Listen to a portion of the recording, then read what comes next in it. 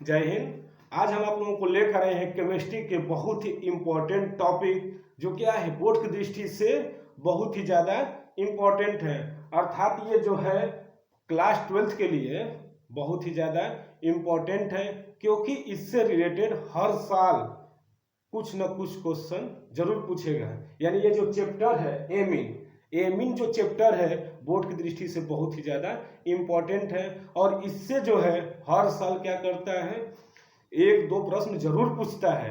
अर्थात क्या होता है जब, इसमें तो जरूर ये पूछेगा, और भी प्रश्न इसमें पूछेंगे। लेकिन पहले जो है क्या होता है जब, हम लेकर आए हैं चैप्टर वाइज, क्योंकि अगर पूरी किताब का मिलाकर अगर पढ़ा दे तो समझ में ना आए, तो इस तरह एक एक कर अगर पढ़ लिया जाए, जैसे एमिन चैप्टर में क्या होता है जब अगर पढ़ ले, तो अदर भी जो आएंगे उनको भी क्या करेंगे, ध्यान से पढ़ लेंगे। तो आइए देखते हैं एमिन चैप्टर से क्या होता है जब। तो इसमें जो पहला प्रश्न है, एथिल एमिन पर यानी एथिल एमिन पर नाइट्राइट तथा हाइड्रोक्लोरिक अम्ल की क्रिया कराई जाती है। अर्थात यहाँ पर देखिए छूट गया है कुछ कि सोडियम नाइट्राइट होगा, सोडियम नाइट्राइट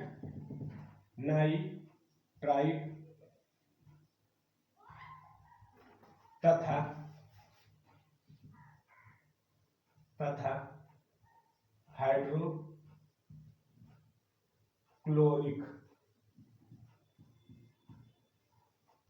हाइड्रोक्लोरिक अम्ल की, देखिए यहाँ पर एथिल एमिन पर सोडियम नाइट्राइट तथा हाइड्रोक्लोरिक अम्ल की अभिक्रिया कराई जाती है तो क्या बनता है। तो आइए देखते हैं क्या बनेगा। तो पहले तो एथिल एमिन का क्या लिखेंगे यहाँ पर फार्मूला, तो इसका फार्मूला होता है C2H5NH2। ये हो गए एथिल एमिन की अभिक्रिया किसके साथ करा दे, सोडियम नाइट्राइट NaNO2, और किसके साथ अभिक्रिया करेगा, HCl के साथ। तो क्या बनेंगे, तो पहले तो यहाँ पे देख लेते हैं कि C2H5OH लिख लेते हैं, C2H5 ये, और यहाँ से देखते हैं तो क्या बनेंगे, एथिल एल्कोहल, ये बन गए। इसका एक यन क्या बन जाएंगे, N2, यानी नाइट्रोजन गैस बन गए। इसके बाद आप देखेंगे यहाँ का Na और यहाँ का Cl क्या बन गए, यहाँ पर NaCl, और भी कुछ बनेंगे, और वो क्या बनेंगे, यहाँ का H2 और यहाँ का एक O अभी बाकी है। यानी देख लीजिए C2H5O लिखे ही है, इसका एक H OH हो गया, इसका N क्या हो गया N2, ये सोडियम और ये क्लोरीन NaCl, बचा इसका क्या बचे हैं H2 और इसका एक O, तो क्या बन गए H2O, अर्थात क्या निकल गए, जल निकल गए। तो ये देखिए यानी C2 क्या बन गए, इसका नाम एथिल एमिन, इसका नाम हो गया एथिल एमिन, इसका जो नाम है सोडियम नाइट्राइट,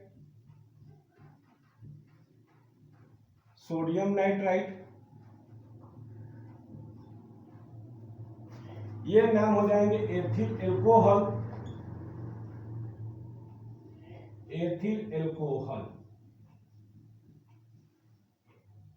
और बाकी नाइट्रोजन और ये NaCl और H2, यानी ये क्या है, सोडियम क्लोराइड इसका नाम है, ये भी लिख लीजिए सोडियम क्लोराइड, और क्या निकल गए, जल। अर्थात एथिल एमिन पर सोडियम नाइट्राइट तथा हाइड्रोक्लोरिक अम्ल की अभिक्रिया कराने पर एथिल एल्कोहल तथा नाइट्रोजन गैस बनता है, और साथ में क्या निकलते हैं, सोडियम क्लोराइड और H2O। तो ये थे पहला क्वेश्चन, जो क्या होता है जब में पहला है। तो अब आइए दूसरा क्वेश्चन देखते हैं।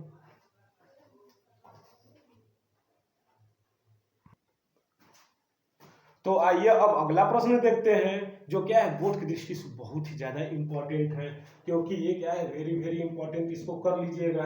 क्योंकि ये क्या है, बोर्ड की दृष्टि से बहुत ही ज़्यादा इम्पोर्टेंट है। चिंता नहीं करने की बात है, एक एक कर कर पढ़ेंगे तो क्या होगा, कंसेप्ट क्लियर हो जाएगा। तो आइए देखते हैं, एसीटेमाइड की नाइट्रस अम्ल के साथ क्रिया होती है तो क्या बनता है, अर्थात एसीटेमाइड की नाइट्रस अम्ल के साथ क्रिया कराने पर क्या बनता है उसको भी देख लिया जाए। ये भी क्या है, बहुत ही ज्यादा इंपॉर्टेंट है। तो पहले क्या लिखेंगे, एसीटेमाइड की फार्मूला, तो CH3CONH2, ये क्या है, एसीटेमाइड।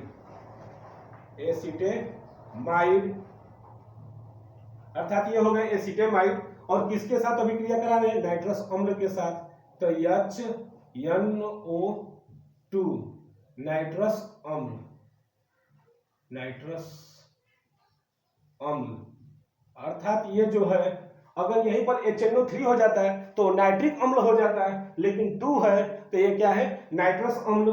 तो क्या बनते हैं वो देख लेते हैं। तो पहले तो CH3 जस का तस लिखे, CH3, इसके बाद CO, और फिर एक यहां से एक O, और क्या लिख दे, H, यानी हमको क्या मिल गया, एसिटिक अम्ल, एसिटिक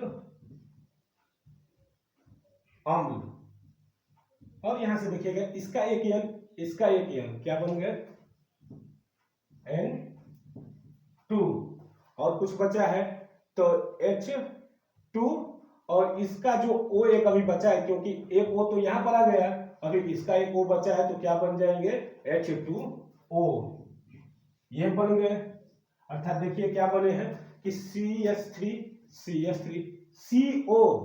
CO, इसका एक H और ये, तो क्या बन गए, OH, बचा क्या,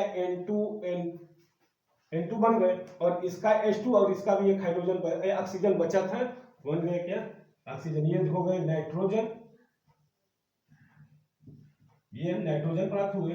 अर्थात देख लीजिए कि एसीटामाइड की नाइट्रस अम्ल के साथ क्रिया कराने पर एसिटिक अम्ल तथा नाइट्रोजन गैस बनते हैं। आइए अब अगला क्वेश्चन देखते हैं, एनिलीन का ब्रोमीकरण, इसको श्योर कर लीजिएगा, ये जो है बहुत ही ज्यादा बार पूछा गया है, ये जितना भी सन का ये सब में पूछा गया ये क्वेश्चन है कि एनिलीन का ब्रोमीकरण करते हैं तो क्या प्राप्त होता है। तो आइए पहले एनिलीन का फार्मूला देख लेते हैं।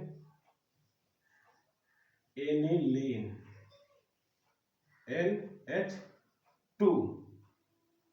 NH2, ये क्या है, एनिलीन, ये हो गए। इसका क्या करना है, ब्रोमीकरण, अर्थात Br2, ये क्या है, ब्रोमीन जल, क्योंकि इसका ब्रोमीकरण करना है, क्या बनेंगे, तो आइए इसको पहले तो ये बना दे,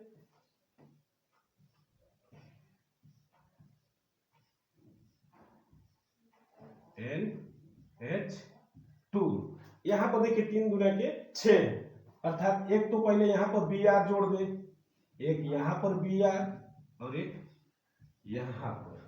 जानते हैं इसका नामकरण कैसे होगा, पहले इसका देखेंगे कि कौन कौन कहां जुड़ा है। तो NH2 ये तो पहले नंबर पर जुड़ा है, दूसरे पर Br 3, चौथे पर Br 5, 6, छठवें पर क्या है, Br, कितने Br जुड़े हैं, तो 3, तो इसका नामकरण जो होगा क्या होंगे, 2, इसका जो नामकरण होगा 2, 4, 6, 2, 4, 6, कितने हैं ब्रोमीन, तो 3, ट्राई, क्या जुड़े हैं, तो ब्रोमो, और क्या है ये पूरा सर्कल, एनिलीन, और साथ में देखिए 3 दुना के 6, अभी 3 हैं, तो क्या निकल जाएंगे, किसके साथ कराए हैं, जल के साथ, तो 3HBr, यानी ये क्या निकल गए, 3 हाइड्रोजन ब्रोमाइड। अर्थात ये जो थे एनिलीन का ब्रोमीकरण करने पर क्या प्राप्त हुआ, 2, 4, 6 ट्राई ब्रोमो एनिलीन। एनिलीन का जो नाम है बेंजीन एमीन भी इसको लिखा जा सकता है, क्योंकि ये जो है बेंजीन है और ये एमीन, तो बेंजीन एमीन होता है, यानी एलिनिन को इसको ऐसे भी लिख सकते हैं, बेंजीन एमीन। इसका एक और नाम है कि बेंजीन एमीन, अर्थात इसको फिर से लिख देते हैं,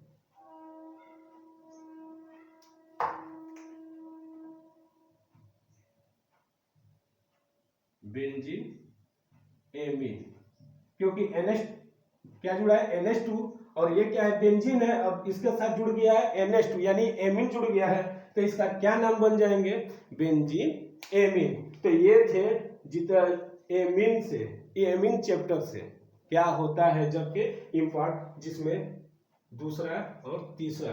आइए अब अगला क्वेश्चन देखते हैं, तब तक इसका एक स्क्रीनशॉट लेना चाहें तो ले सकते हैं।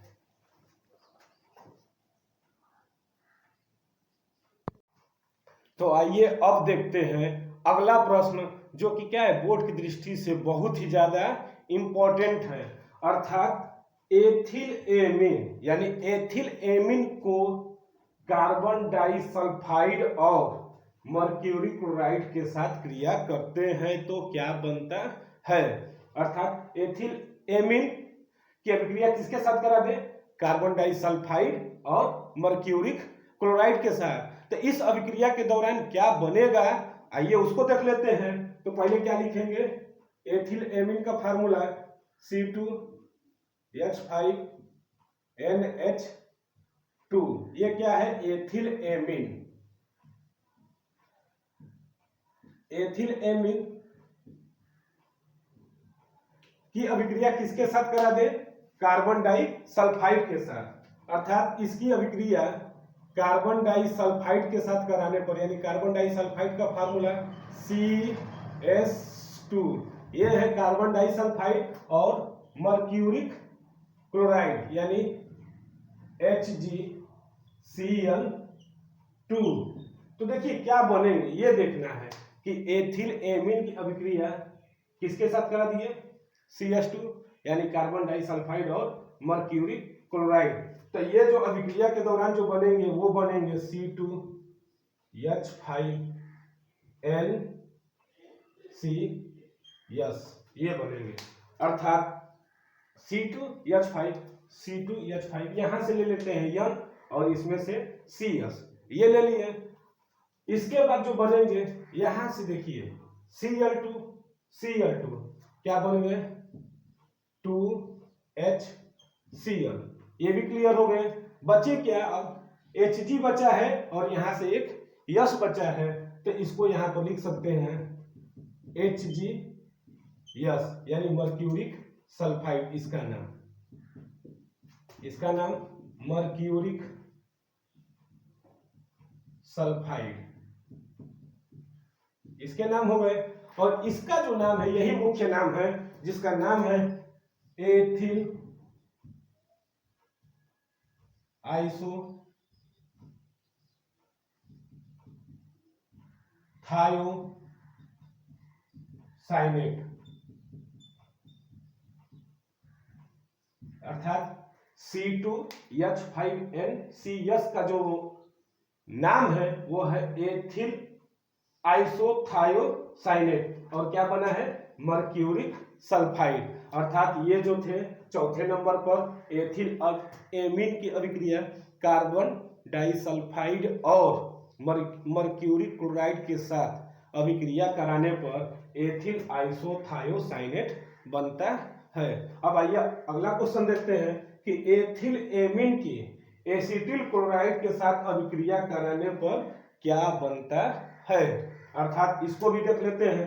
तो पहले क्या लिखेंगे, एथिल एमीन की फार्मूला, तो क्या होता है C2H5NH2, नाम एथिल एमीन, इसके नाम हो गए। एथिल एमीन की अभिक्रिया किसके साथ करा दी है, एसिटिल क्लोराइड, तो इसका जो फार्मूला आता है CH3COCl, ये क्या है, एसिटिल क्लोराइड। एसिटिल क्लोराइड, ये हो गए।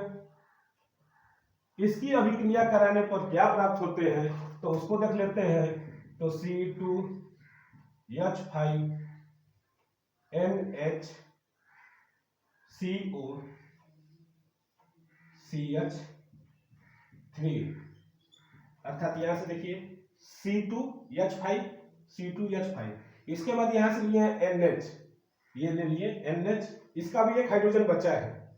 इसके बाद ये CO और CH3, तो यहाँ का एक हाइड्रोजन और यहाँ का Cl मिलकर क्या बन जाएंगे HCl। तो इसका जो नामकरण होगा वो होगा N एसिटिल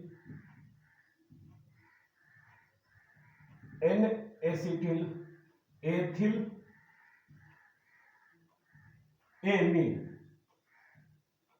अर्थात देखिए क्या प्राप्त हो गया कि एथिल एमीन की एसिटिल क्लोराइड के साथ अभिक्रिया करने पर क्या प्राप्त हो गया N एसिटिल एथिल एमीन, और क्या निकल गए हाइड्रोक्लोरिक अम्ल बाहर निकल गए।